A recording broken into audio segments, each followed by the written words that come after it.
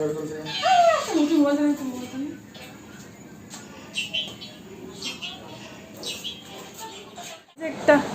এই যে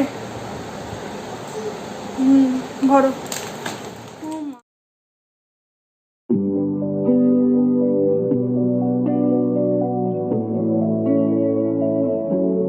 এত সকাল সকাল কেন? পুরো এক বালতি জামা কাপড় বাজে সকাল 10টার থেকে আজকে ব্লগটা স্টার্ট করছি বাপের বাড়ি থেকে আর কি আমার রেন্টের বাড়িতে যাবো।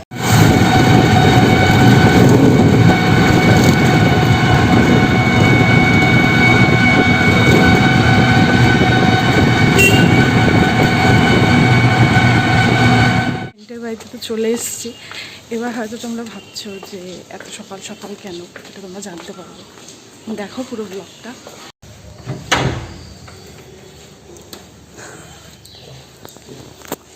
সো চলে এসেছি বাড়িতে, এসে আগে ঘর বাড়ি পরিষ্কার করলাম। কালকে আমি অ্যাকচুয়ালি আস্তে আস্তে তোমাদের সাথে এখন কথা বলছিলাম, কারণ কালকে আমার সারাটা রাত আর কি এতটুকুও ঘুম হয়নি ঠিকঠাক। আমি একদম আর কি ভোরের দিকেই ঘুমিয়েছি, কারণ কালকে সারা রাত প্রচণ্ড বৃষ্টি হয়েছে, প্রচণ্ড বাজ পড়েছে। আর হচ্ছে আমার ফ্রিজ এরকমই ছিল, টিভির মতো টিভি প্লাগ লাগানো ছিল, তো এগুলো মানে একটা ভয় কাজ করছিলো, এই বুঝি আমার ফ্রিজটা নষ্ট হলো, হ্যাঁ এই বুঝি আমার টিভিটা নষ্ট হলো। তো এগুলোই আর কি চিন্তা করছিলাম। এগুলো চিন্তা করে আমার একদমই আর কি কালকে ঘুম কোনো মতেই হচ্ছিল না। তারপর সকালে মানে একটু ভোরের দিকে ঘুমিয়েছি, তারপর সকালবেলা উঠলাম, উঠে আর কি কুকুরকে খাওয়ালাম। ও মাসি আর কি খাওয়া দিল। তারপরে আর কি ও মাসি বললো তুই তাহলে যা গিয়ে যা যা কাজ আছে কর, কারণ তো আজকে অ্যাকচুয়ালি একটা ভাইটাল কাজও আছে কুকুরকে নিয়ে, সেটা আগে করতে হবে আর কি আমাকে দুপুর 1টার মধ্যে। তো এবার কালকে আমার ওই বাড়িতে থাকার কোনো প্ল্যান ছিল না, হ্যাঁ, কিন্তু কালকে আমাদের একটা ইনভাইট ছিল, সেই ইনভাইটে গেছিলাম আর কি। আমার এক পিসির বাড়িতে ইনভাইট ছিল, সেই ইনভাইটে গেছিলাম। এত বৃষ্টি যে আমি এত করি আর রাত্রিবেলা আসতে পারি না। তো ওর বাবা হচ্ছে একখানে কাজে গেছিলো, তো ওখান থেকেই আর কি বাবা রুমে চলে আসছে। আর সিরিয়াসলি মানে কালকে রাতে সারাতে ঘুম হয়নি। তো এখন আমার মানে এত জামা কাপড়, হ্যাঁ, তো সেগুলো আর কি আমি এখন ক্লিন করবো। রান্নাঘরেও কিছু বাসন আছে, ওগুলো আপাতত থাক, আমি আগে ওগুলো ক্লিন করে একবার স্নান টান করে আসছি। তারপর আবার তোমাদের সাথে দেখা হচ্ছে। চলো দেখতে থাকো ব্লগটা। সো আমি আর কি স্নান টান করে জামা কাপড় দিয়ে চলে আসলাম। এখন আর বেশি লেট করবো না, আর এখন ব্লগটা আর কি করছি না। আমি এখন পুরো এক বালতি জামা কাপড় ধুয়েছি। উপায় ছিল না, আজকে ধুতেই হবে, কারণ আজকে রোদও উঠেছে। যারা নিউ মম আছো তারা জানোই যে বাচ্চাদের রোজই কিছু না কিছু জামা কাপড়, ছোটো বালতি এক বালতি হলেও হয়, বাট আমার রোজই এরকম বড় বালতি হয়, কারণ শুধু বাচ্চার না, তার পাশাপাশি আর কি সবারই জামা কাপড় থাকে। এবার আমি ফটাফট এগুলো করে মেলে কোনোরকম জাস্ট রেডি হয়ে বেরোয় যাবো, কারণ অলরেডি 12টা বাজে। এরপরে আর কী বলবো, অলরেডি 12টা বাজে। তো তার থেকে ব্লগটা আর কি তোমাদের সাথে আমি কন্টিনিউ করছি, চলো দেখতে থাকো। তো এখন আমরা বাড়ি চলে এসেছি। আমি না ঠিকঠাক কথা বলতে পারছি না গো, মানে কালকে আমি অ্যাকচুয়ালি পান খেয়েছিলাম।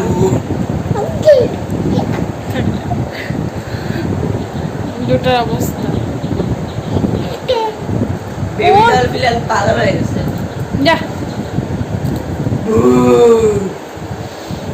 তো আমি কালকে আমার পান খেয়েছিলাম, পান তো খাই না কোনোদিনও সেরকম। তো এবার ধরতো এই পাশটা পুরা মানে চুন, এই ব্যথা হবে চুন, এই চুনের জন্য একদম পুড়ে গেছে। তো মানে হ্যাঁ নাপিতি আর কি ফোন করে বললেন যে আমি তাহলে বাড়িতেই আসি, তাহলে আর কি ভালো হবে ব্যাপারটা।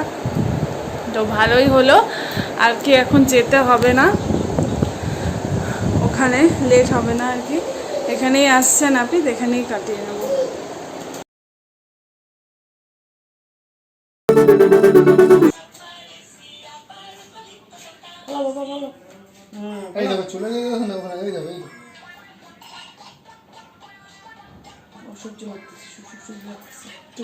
চোখে যাইতেছে মানে, চোখ হাতটা মোছা দিত, বা হাতটা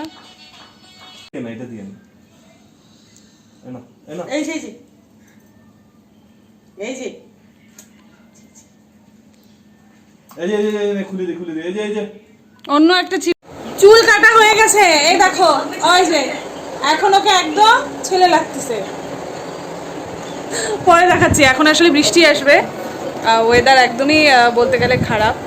আর ও চুল কাটার পাশ ওকে ওর মাসি একদম পুরো ভালো করে সাবান টাবান দিয়ে স্নান করিয়ে দিয়েছে।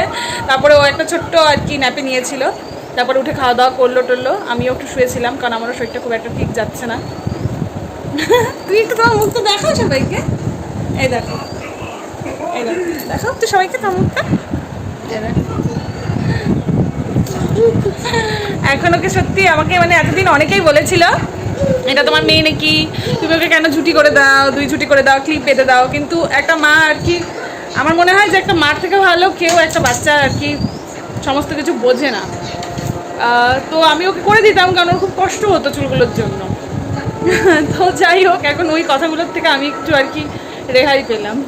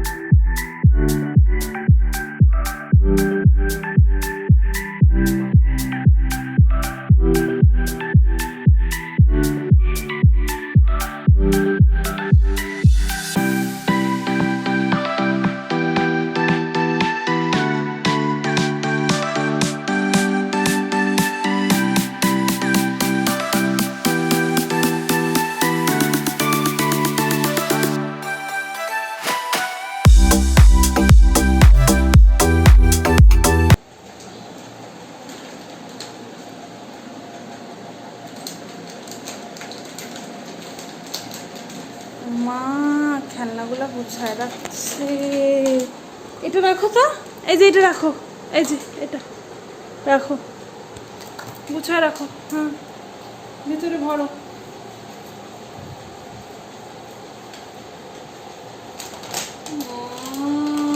আরো আছে, এই যে আছে আছে, এই যে একটা, এই যে একটা, এই যে ভরো।